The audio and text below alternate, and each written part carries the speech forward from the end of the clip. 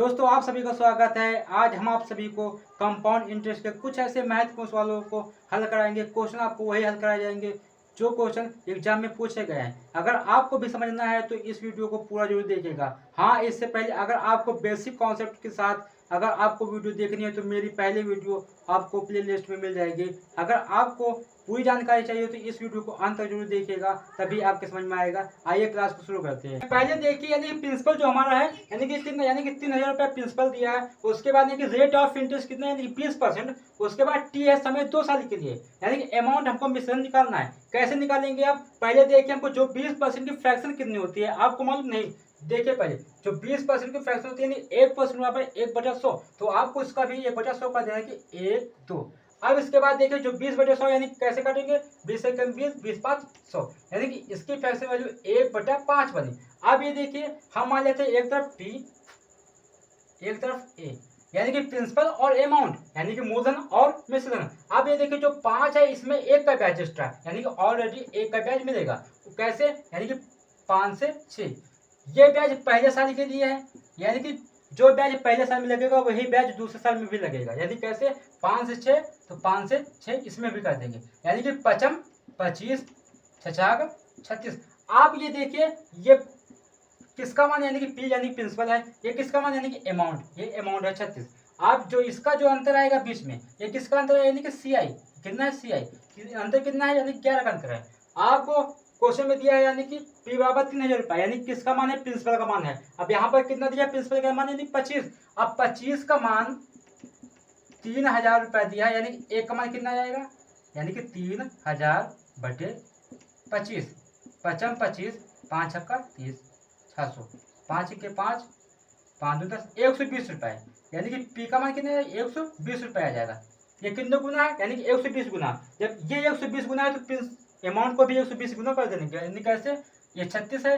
अब एक का मान 120 तो 36 का मान 120, 36 गुना 120, यानी कैसे, बचन बातें 2 यहाँ से 7 बातें 36 7 43, 4,320 रुपये आपका अमाउंट निकला। उसके बाद देखिए जो सी आई है इसका अंतर कितना है, यानी 11। अब ये 36 का यानी कि 120 गुना था तो इसका भी 120 गुना आपको करना है, यानी कैसे, यानी कि 11 का 120 गुना, यानी 11 2 13, यानी कि 1320 रुपये आपका चक्रवृद्धि ब्याज निकलेगा।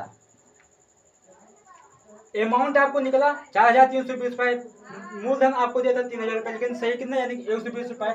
सीआई यानी कि चक्रवृद्धि ब्याज कितने थे, यानी 1320। बच्चों अगला सवाल देखते हैं। अगला सवाल है यानी कि प्रिंसिपल हमको फाइंड आउट करना है, यानी कि रेट है 16 से 2/3%। अब टी बराबर समय इसमें 2 साल के लिए, अमाउंट है 9,800 रुपये।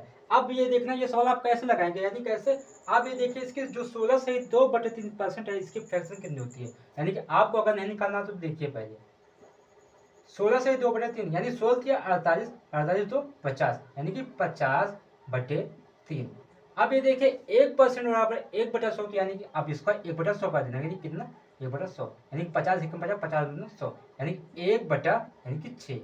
अब 16 से 2/3 की फंक्शन की वैल्यू कितनी होती है, यानी 1/6। अब ये देखिए इसमें समय कितना है, यानी कि 2 साल के लिए। हम एक तरफ मान लेते हैं यानी कि पी, एक तरफ मान लेते हैं ए।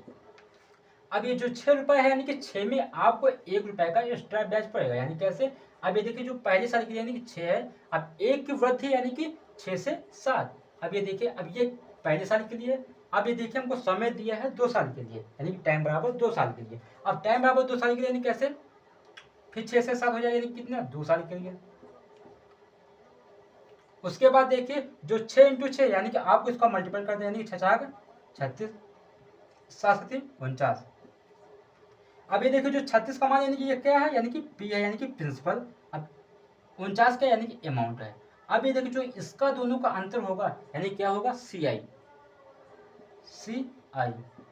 यानी कि प्रिंसिपल और अमाउंट का जो अंतर होता है यानी क्या होता है, यानी सी आई, यानी कि मूलधन और मिश्रण का अंतर, यानी कि चक्रवृद्धि ब्याज। अब ये देखिए इसकी यानी कि मिश्रण का मान कितना, यानी कि 9,800 रुपये दिया। अब ये यहाँ पर मिश्रण का मान कितना, यानी 49 रुपये, यानी कि एक का मान 9800, एक का मान 49। जब अब 49 का मान यानी कि 9800 रुपये है तो एक का मान कितना होगा, यानी कि 49 दूना 98, यानी कि 200 रुपये। जब एक का मान ये 49 का 200 गुना है तो आपको प्रिंसिपल को भी 200 गुना कर देना, यानी कैसे, अब इसका 200 गुना कितना होगा, यानी कि 200 से गुना कर देना, यानी कि 0 0 36 दूना 7200। ₹72 आपका प्रिंसिपल आ जाएगा। अब ये देखिए जो इसका अंतर है, इसका अंतर कितना, यानी इसका अंतर कितना है, यानी कि 13 का अंतर है। जब एक का मान है ₹200 तो 13 का मान कितना होगा, यानी कि 200 से आपको गुणा कर देना है, यानी कैसे 13 दूना 26 0। आपको फिर एक बार दोहराते हैं, रेट है 16 से 2/3%। इसका एक फैक्शन, अगर आपको जब तक फैक्शन नहीं आएगा, यानी कि अगर आपको चक्रवृद्धि ब्याज का चैप्टर पढ़ना है तो आपको पहले परसेंटेज के सवाल आने चाहिए। अब इसका मान कितना होता है कि 1/6। अब हम प्रिंसिपल और अमाउंट को मान लेते हैं, यानी कि जो इसका ₹1 का एक्स्ट्रा ब्याज यानी कि 6 से 7 रुपए, फिर पहले साल के फिर दूसरे साल के 6 से 7 रुपए। अब उसका हम गुणा यानी कि 36 7 49। अब ये देखो जो पी का मान यानी कि 36 रुपए, ए का मान यानी कि अमाउंट है 49 रुपए, और अमाउंट यहाँ पर दिया हुआ यानी कि 9,800 रुपए, यानी कि 49 का मान है 9800 रुपए, यानी कि एक का मान 200 रुपए। उसके बाद देखिए आपको जब प्रिंसिपल निकालना तो इसको अभी 200 गुना आपको कर देना है। कैसे, देखिए जब 200 गुना यानी कि 72 रुपए इसका आ जाएगा। अब ये जो प्रिंसिपल और अमाउंट का अंतर है यानी कि CI चक्रवृद्धि ब्याज, अब ये कितने का अंतर है, यानी कि आप देखिए 13 का अंतर है। उसके बाद आपको देखना है यानी कि ये कितने गुना, यानी कि 200 गुना, एक का यानी कि 200 गुना, तो आपको इसका 200 गुना कर दें, यानी कितना है 13 गुना 26 रुपए इसका राइट आंसर आ जाएगा। बच्चों अगला क्वेश्चन देखते हैं।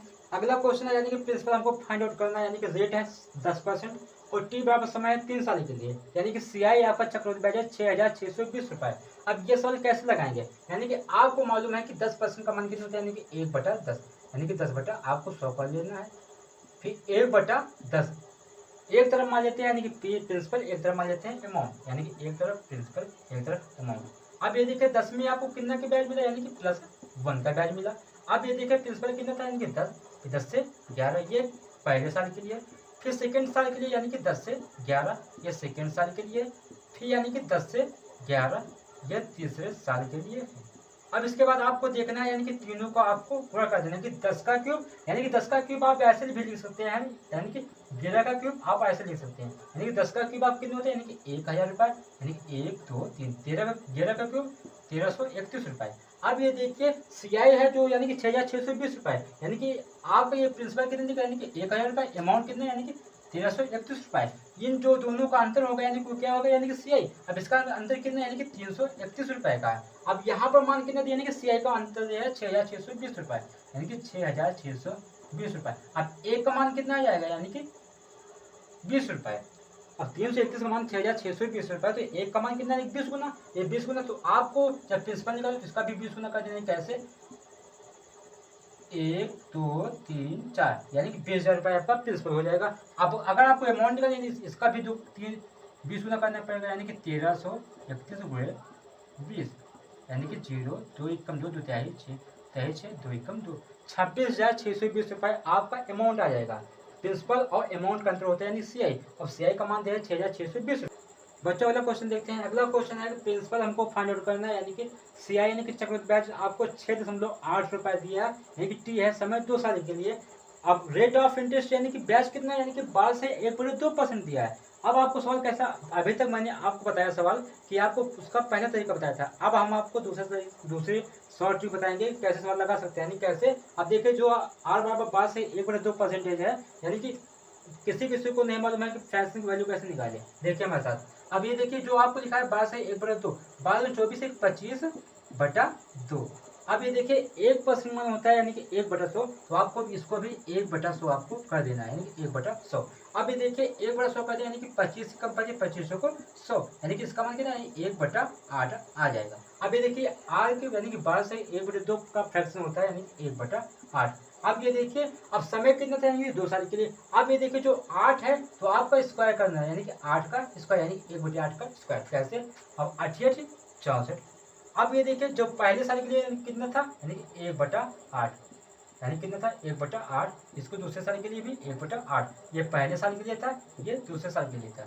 अब ये देखिए 1/8 यानी कि 64 का 1/8 करोगे कितना आ जाएगा, 1/8 88 64, यानी कितना बचेगा, यानी कि 8। अब ये कितना बचेगा 8, जो पहले साल में ब्याज निकलेगा वही सेकंड साल में ब्याज निकलेगा। अब ये देखो जो ब्याज पर ब्याज निकलता है, यानी कि अब पहले साल में कितना था 8, अब इसका भी 1/8 होगा, यानी कैसे 1/8।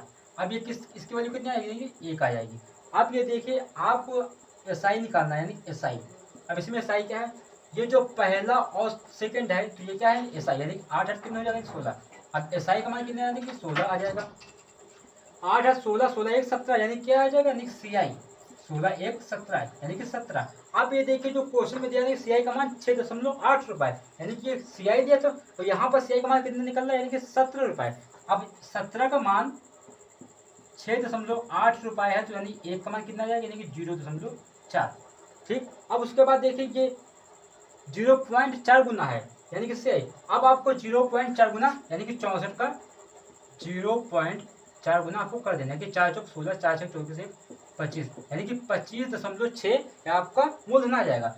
अगर आपको निकालना है यानी कि SI आपको पहला पद और सेकंड पद है। अगर आपको टोटल निकालना है CI 8 है 16, 16 1 17। अब अगर आपसे कहा जाए कि SI और CI का अंतर कितना है, यानी कि SI आपका है 16 और CI आपका है 17, तो इसका अंतर कितना है, यानी कि 1 का अंतर है। यानी कितना अंतर, 1 का। मेरे प्यारे बच्चों अगला सवाल देखते हैं।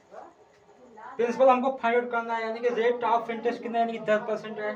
टी बराबर समय है 3 साल के लिए। अमाउंट यानी कि 6655, यानी कि अभी तक आपको सवाल बताया, यानी कि समय कितना था 2 साल के लिए। अब समय कितने, यानी कि 3 साल के लिए। अब आपको देखना है, यानी कि आपको मालूम होगा 10% का मान कितने होते हैं, यानी कि 10% की फ्रैक्शन कितनी होती है, यानी कि 1/10, 1/10। अब हम मान लेते हैं एक तरफ मान लेते हैं P, एक तरफ मान लेते हैं A। अब ये देखिए जो 10 में 1 का एक्स्ट्रा यानी कि 1 का बैच मिलेगा, यानी कि 1 साल में 10 से कितना हो जाएगा, यानी कि 11, यानी कि ये पहले साल के लिए है। फिर दूसरे साल में हो जाएगा, यानी कि 10 से 11, ये दूसरे साल के लिए है। फिर निकलेगा यानी कि 10 से 11, यानी कि ये तीसरे साल के लिए है। जो बैच पहले साल में मिलेगा वही बैच आपको दूसरे साल में, फिर वही बैच आपको तीसरे साल में आपको मिलेगा। अब आपको सिर्फ मल्टीपल कर देना, यानी कि 10 का क्यूब आपको कितना होता है, यानी आपको इस तरह लिखो या आपको इस तरह लिखो, यानी कि 10 का क्यूब या 11 का क्यूब, यानी 10 का क्यूब कितना, यानी 1000 रुपए, यानी कि 11 क्यूब यानी कि 1331 रुपए। ठीक, अब ये देखिए ये किसका मान आ गया, यानी कि P का मान आ गया, ये A का मान आ गया। अब जो इसका अंतर होगा यानी कि वो क्या होगा, यानी कि CI। अब ये देखिए अब क्वेश्चन में क्या है, यानी कि अमाउंट आपको दिया है, यानी कि 6655 रुपए। अब यहाँ पर अमाउंट कितना निकल रहा है, यानी कि 1331 रुपए, यानी कि जो 1331 रुपए है, यानी कितना बताया था 6655 रुपए। तो एक का मान कितना जाएगा, यानी कि 6655 बटे 1331। अब इसको काटेंगे कितनी बार जाएगा, यानी कि 5 बार जाएगा। ठीक, अब यानी कि इसका कितना गुना, यानी कि 5 गुना, तो इसका भी आपको 5 गुना कर देना है, कितना, यानी कि 5। अब कितना जाएगा, यानी 5 के 5, 1 2 3, जो ये 5000 आएगा, यानी किसका मान, यानी कि P का, यानी कि मूलधन आपको 5000 मिलेगा। अब जो ये CI का अंतर, यानी कि CI का अंतर कितने का है, यानी कि 331। अब ये कितना गुना था, यानी कि 5 गुना था, तो आपको 5 गुना इसको कर देना, यानी कि 331 का 5 गुना। तो कैसे करेंगे, आपको 5 के 5, 5 या 15 के 5 शेष 1, 5 या 15 1 1655, यह इसका सही आंसर होगा। एक बार फिर से रिपीट करते हैं, यानी कि यहाँ पर लिखा है 10% का ब्याज। आपको मालूम है कि 10% फ्रैक्शन कितनी होती है, यानी 1/10। अब ये समझिए, यानी कि हम एक तरफ मान लेते हैं P, एक तरफ मान लेते हैं A। अब ये देखिए जो एक मिलेगा, यानी कि एक क्या मिलेगा, यानी कि ब्याज। अब यानी कि पहले साल के लिए 10 से 11 फर्स्ट बैच, सेकंड फिर 10 से 11 सेकंड बैच, फिर थर्ड तीसरे साल के लिए 10 से 11 तीसरा साल के लिए। अब इसको देखना है, यानी फ्रैक्शन इसकी वैल्यू कितनी होगी, यानी कि 10 गुणे 10 गुणे 10, यानी कितने हो जाएगा, यानी कि 1000। अब अमाउंट कितना होगा, यानी कि 11 गुणे 11 गुणे 11, यानी कि 1331। अब ये देखिए मूलधन कितना, यानी कि 1000 रुपए। अब अमाउंट कितना, यानी कि 1331 रुपए। या यहाँ पर अमाउंट कितना दिया, यानी कि 6655 रुपए, यानी कि जो अमाउंट है, यानी कि 1331 का मान 6655 रुपए है, यानी कि एक का मान कितना आ जाएगा, यानी कि 5 गुना, यानी कि किसका मान, यानी कि 5 गुना है। अब उसको जब ये 5 गुना, तो इसको भी हमको 5 गुना कर देना, यानी कैसे। अब P का मान कितना था 1000, इसका 5 गुना कितना, यानी कि 5000, यानी कि मूलधन कितना जाएगा, यानी कि P बराबर 5000 रुपए। अब ये देखिए 1000 और 1331 का अंतर कितना है, जो 1000 और 1331 का अंतर होगा वही होगा CI। अब CI कितना, यानी कि 331 रुपए। अब ये कितने गुना था, यानी कि 5 गुना, तो आपको इसको भी 5 गुना कर देना, यानी कैसे 5 के 5, 5 या 15 5 शेष 1, 5 या 15 1655, ये इसका सही आंसर होगा। अगर आप सभी को ऐसी वीडियो चाहिए तो इस वीडियो को लाइक करिएगा और चैनल को सब्सक्राइब करिएगा। धन्यवाद।